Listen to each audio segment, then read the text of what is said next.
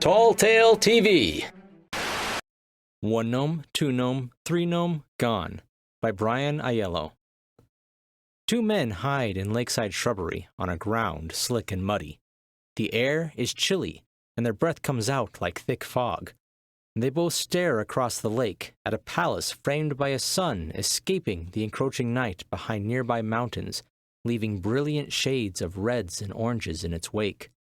The palace is an odd place, really, with many built-on attachments that don't make any sense. Pipes and wires and whirling gears, spinning blades, and the occasional screechy, grinding noise that doesn't sound healthy. Even the lake seems wrong. It bubbles in places and looks thicker than water should, and there's a smell in the air that seems to affect the brain. A huge tent has been erected, filled with banquet tables and lit with yellow glowing lights that don't appear to be candles. They glow in an eerie, non-flickering way, some fading out and then suddenly exploding back to life. Small, dark, gnome-shaped figures set tables and scramble to get ready for the party. Todd is starting to feel even more uncertain. "Let's do this!" Dwayne exclaims. He wears coarse burlap clothing, frayed and functional.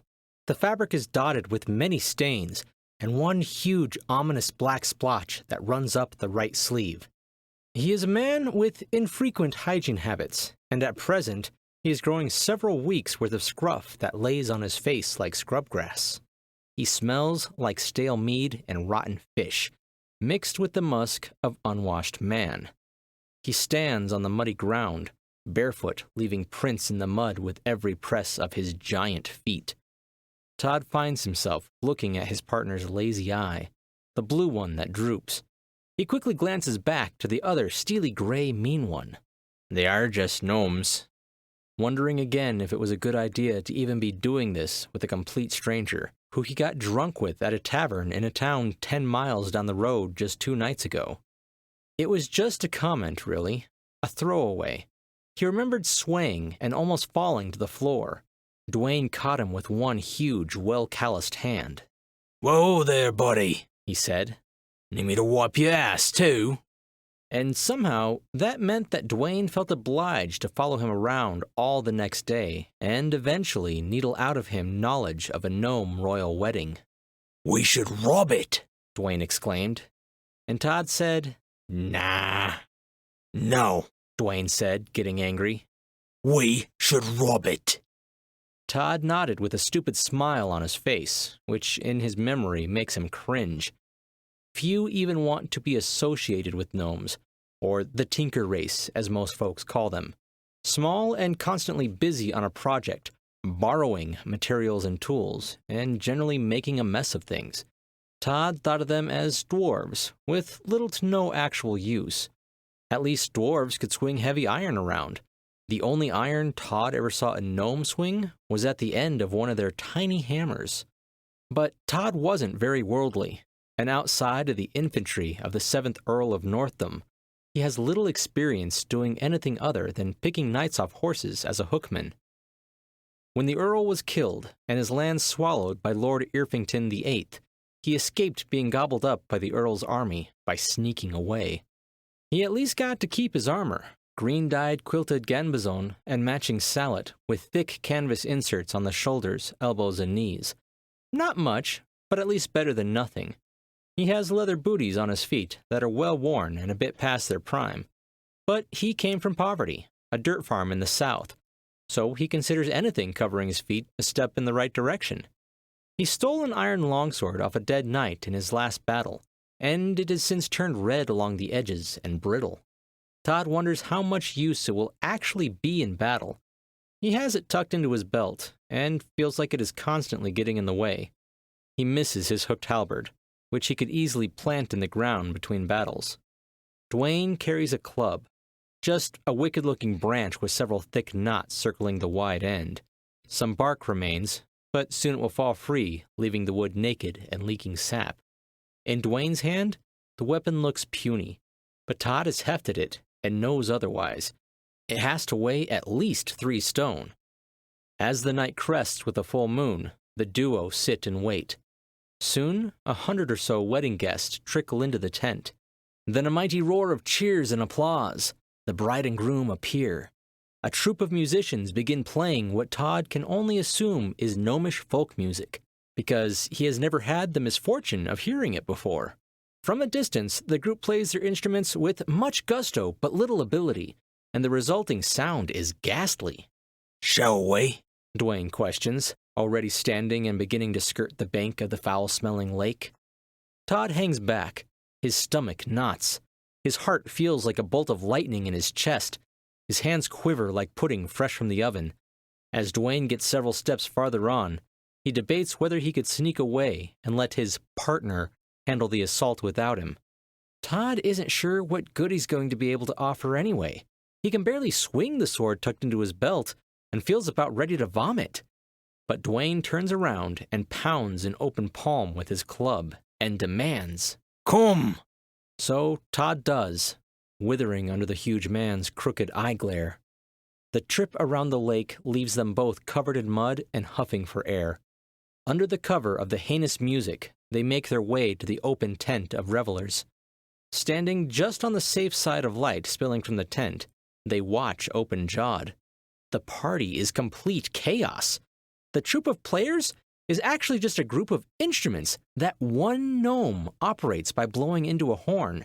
Each breath makes the instruments play and works an apparatus that pulls on the tail of one frayed and miserable-looking cat. It's amazing the collection of sounds even resemble music. Their attention is removed from the band when a small harried gnome in a sweat-soaked tuxedo runs up to a table, climbs on top, and leaps to the lantern in the middle, where he winds a crank for a good minute. Then he jumps down and sprints to the next table to wind that light, which as he reaches it, just begins to dim. A loud ping and steam whistle attracts the duo's attention to a large buffet table. On the table, huge plops of food fall from copper pipes running from the palace above. The food is either steaming or smoking, and mainly looks inedible.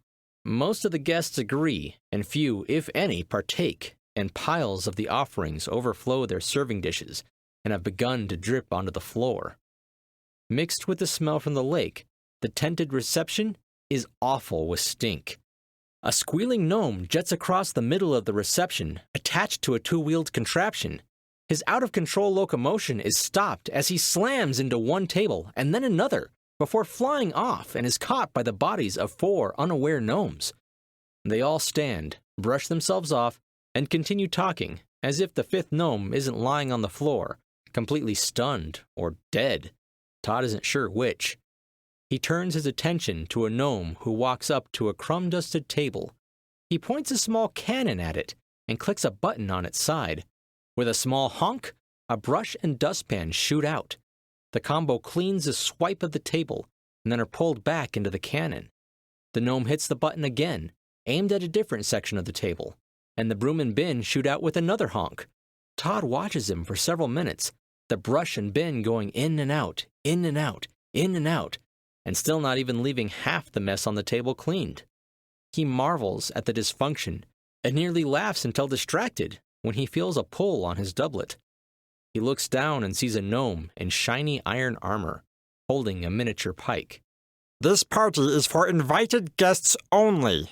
Might you have an invitation? His voice is squeaky, but firm. Before Todd has a chance to answer, an explosion forces his attention farther into the tent. The entire party is obscured by a cloud of sharp-smelling smoke. The detonation echoes across the lake and back.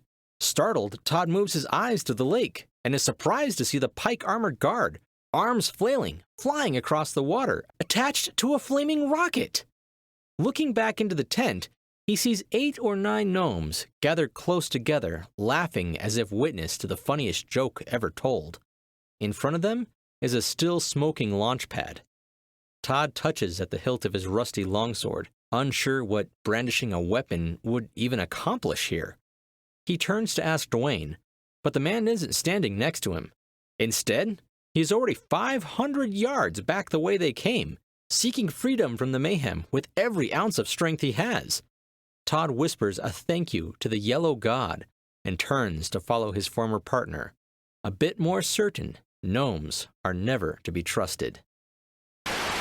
This short story was written by Bryan Aiello.